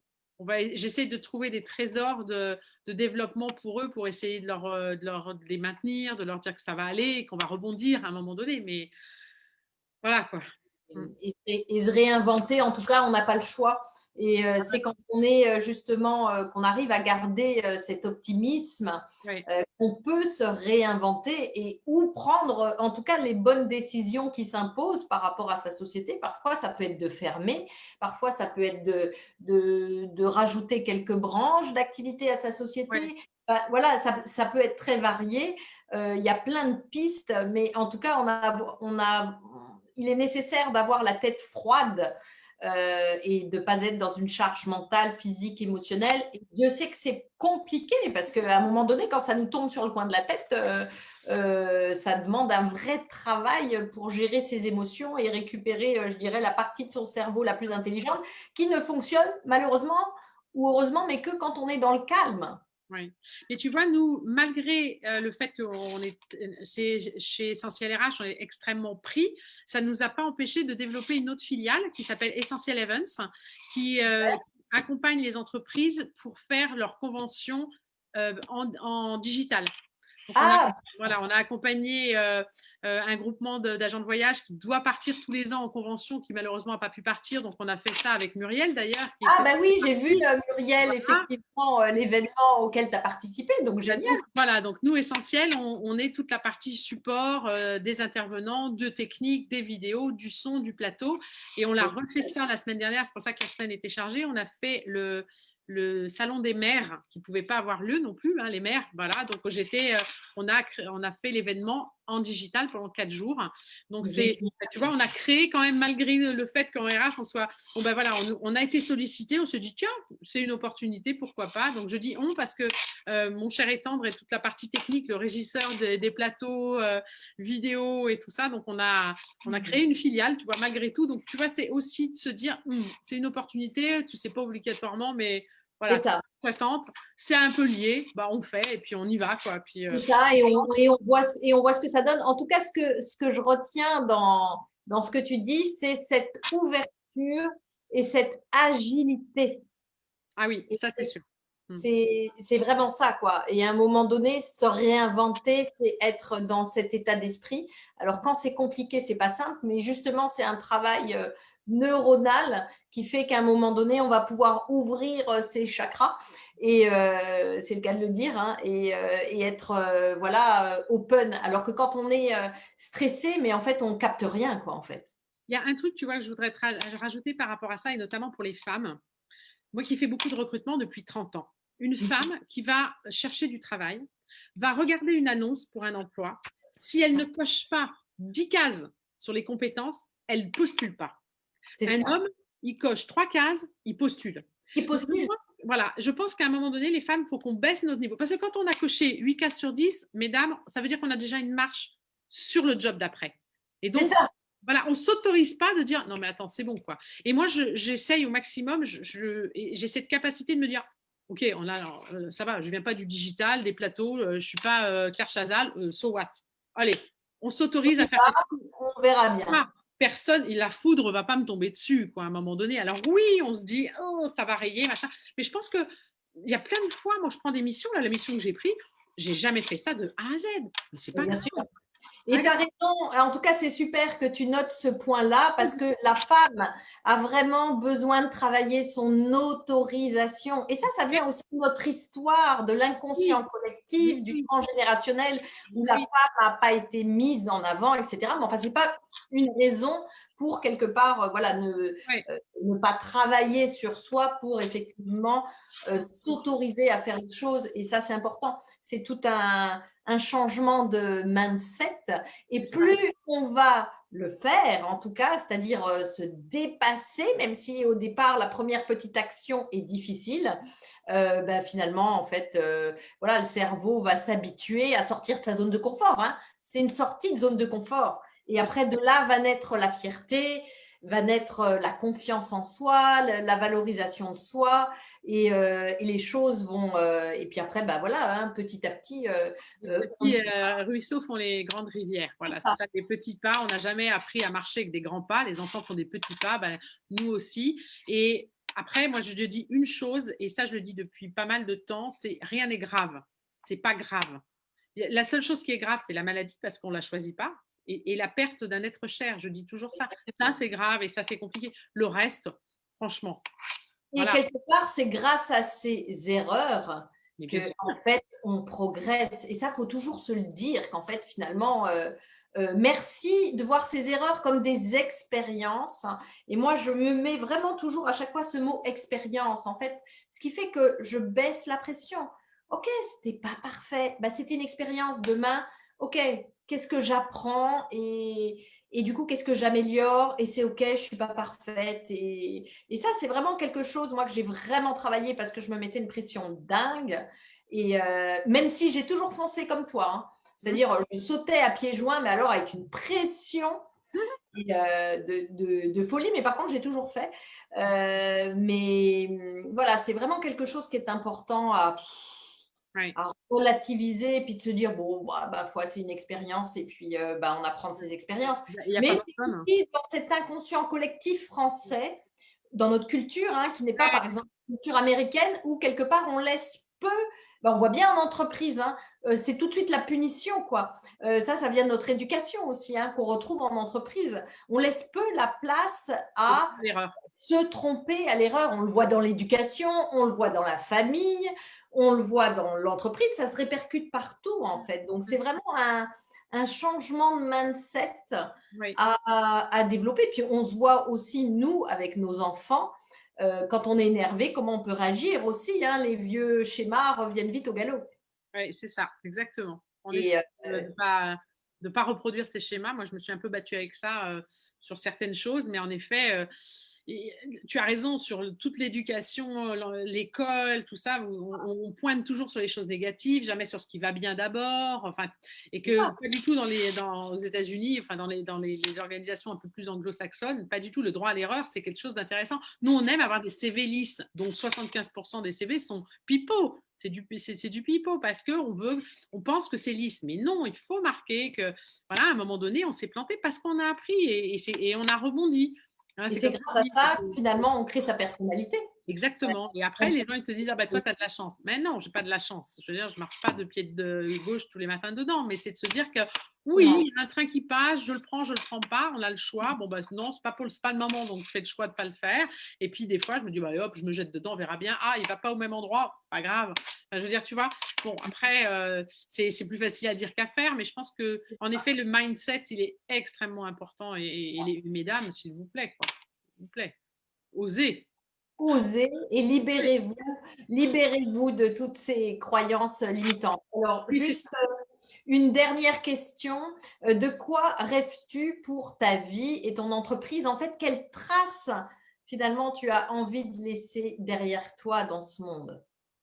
Alors écoute, de traces, je ne sais pas, mais en tout cas, je voudrais qu'on puisse peut-être dire de moi, elle n'a pas subi, parce que ça, c'est... Et elle était généreuse. Voilà, je pense que c'est plus ça, de dire que j'étais bienveillante. Moi, c'est important pour moi que les gens retiennent de moi que j'étais bienveillante avec eux, que je suis en capacité de dire les choses, mais voilà, et elle n'a pas subi. On marque parce que voilà, non, mais c'est important, c'est important de ne pas subir. Alors oui, en effet, c'est un entraînement, mais Mhm. c'est plutôt ça. Après, la trace, je veux surtout laisser maximum de choses à mes oisillons qui ont 21 et 22 ans, qui, Mhm. comme je dis, à partir du moment où elles sont sorties, ben voilà, elles sont déjà plus à nous. Et notre job, c'est de construire et de tricoter au quotidien des ailes pour que le jour où ça saute du nid, ben, ça ne s'écrase pas en bas, tu vois.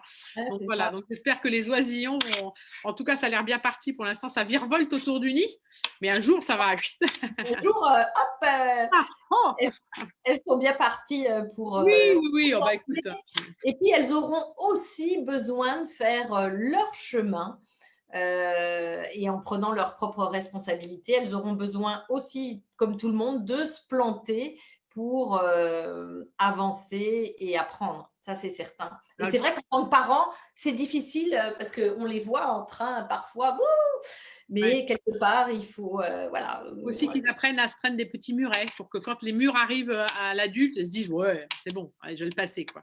Exactement. Je pense qu'elles Euh, ont un peu plus de choses de notre génération. Enfin, moi, je sais qu'en tout cas, je leur ai donné plein de choses que j'aurais voulu avoir plus jeune, mais que bon, mes parents, voilà, c'était pas leur génération, c'était pas leur non plus pour eux. Moi, c'est plus facile, voilà, dans la vie d'apprendre des choses. Elles ont pris une longueur d'avance, tu vois, sur certains trucs. Donc, je me dis ah, c'est cool. ouais, donc, c'est intéressant. Alors, pour résumer, quel conseil tu pourrais donner aux femmes qui nous écoutent? Si tu Bah devais écoute, donner 3, 4 conseils, finalement, qu'est-ce que tu leur donnerais? je vais te donner des conseils qu'il faut que demain je fasse pour moi également. Déjà, Et voilà, faites-vous confiance et osez. Je veux dire, c'est déjà la première chose, de se faire confiance, de ne pas se laisser manger par des gens qui, sur les uns, vont vous dire non, mais tu vas pas y arriver, machin. Claquer le beignet à tout ça, de se faire confiance, de ne pas croire que ces cordes invisibles qui nous tiennent s'enlèvent. Et oui, je pense qu'il faut apprendre à se faire plaisir. Mais qu'est-ce que c'est voilà, des petites victoires, des petits cadeaux, voilà, de se donner des petits moments de doudou. C'est doudou pour moi. Voilà. prendre soin de soi et prendre du temps pour soi, Ouais. temps pour soi. Et ça, c'est important, c'est capital. Puis oser, quoi. Et Oser. c'est ça. Et oser. On représente la moitié de l'humanité. Il n'y a pas de raison qu'on n'ait pas la moitié voilà, de place à prendre, quoi. Il faut qu'on prenne notre place. Exactement. Et Et on voilà, a toute notre place. bien sûr. On a toutes des talents, des dons, un génie. Et en tout cas, c'est d'oser, en tout cas, le faire rayonner. Alors, où est-ce qu'on te retrouve pour prendre contact avec toi? Parce que si les auditeurs et auditrices qui nous écoutent ont besoin d'un DRH à temps partagé ou d'un conseil RH pour leur société, ben, vous pouvez effectivement joindre Caroline. Mais où est-ce qu'on te retrouve, Caroline? Ben, on me retrouve sur LinkedIn surtout. Hein, Laetitia, tu peux mettre dans le chat le lien LinkedIn de Caroline. Voilà, donc principalement sur LinkedIn, c'est ça? exactement, oui, oui, oui, c'est là où c'est le plus simple, un petit message. Et puis, je réponds toujours, tous les jours, aux gens qui me laissent des messages. Et puis, voilà, je suis Ok, joignable super. en effet. Est-ce que vous avez des questions pour Caroline? Est-ce que vous avez des questions? Est-ce qu'il y a alors je regarde, je vois questions et réponses. Muriel. Non, il n'y a pas Muriel, elle faisait des petits commentaires. Ah oui, non, c'était des commentaires. Laetitia, tu peux nous dire s'il y a des questions ou pas?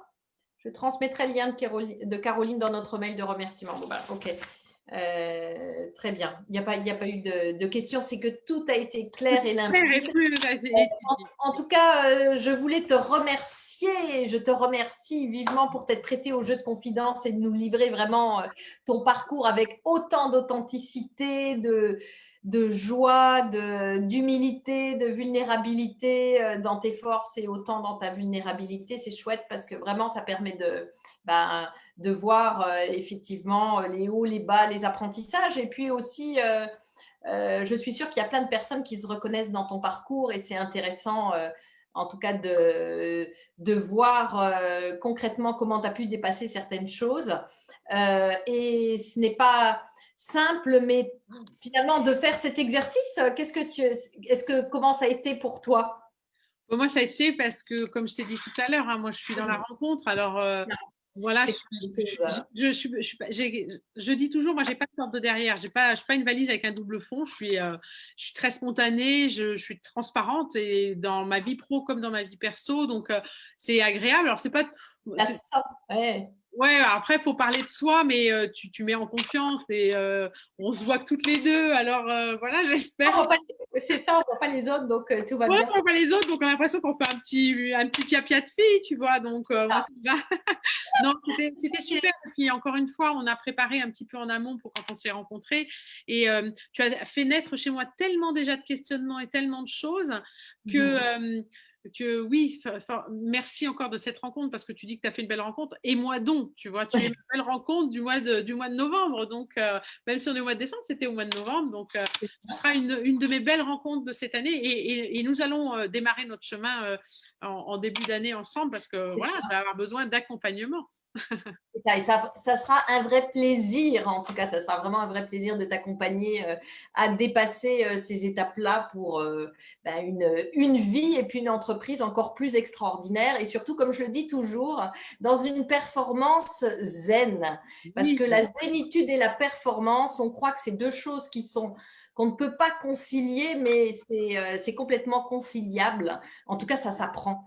Alors, j'ai une dernière annonce pour nos auditrices qui regardaient à propos d'Emmanuel, donc qui vous accompagne dans votre leadership au féminin. En ce moment, vous pouvez télécharger un magnifique cadeau que je vous offre, en fait, un exercice audio qui, justement, est un exercice guidé de transformation neuroémotionnelle et business pour vous aider à monter en énergie, en confiance, en certitude en seulement 30 minutes.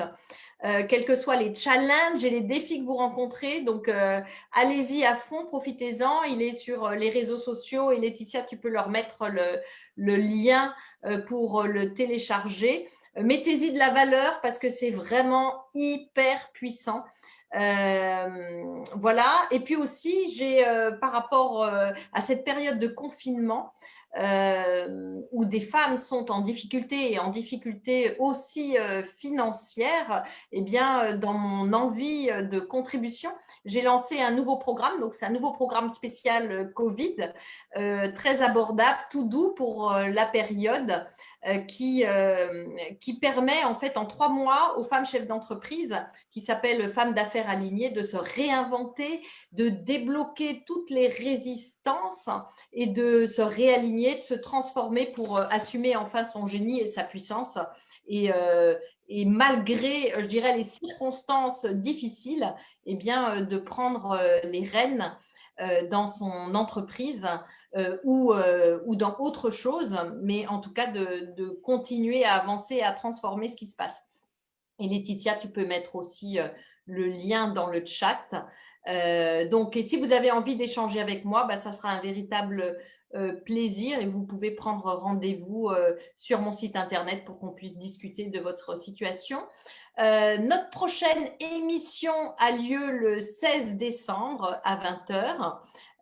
On vous communiquera notre prochaine invité. En tout cas, encore merci Caroline, c'était un beau moment, un vraiment beau moment. Merci pour ces partages et je vous souhaite à tous une magnifique soirée et je vous dis à très vite à la prochaine émission le 16 décembre, juste quelques jours avant Noël. Super. Je vous embrasse. Merci Caroline. Bonsoir à tous et à toutes. Hop, je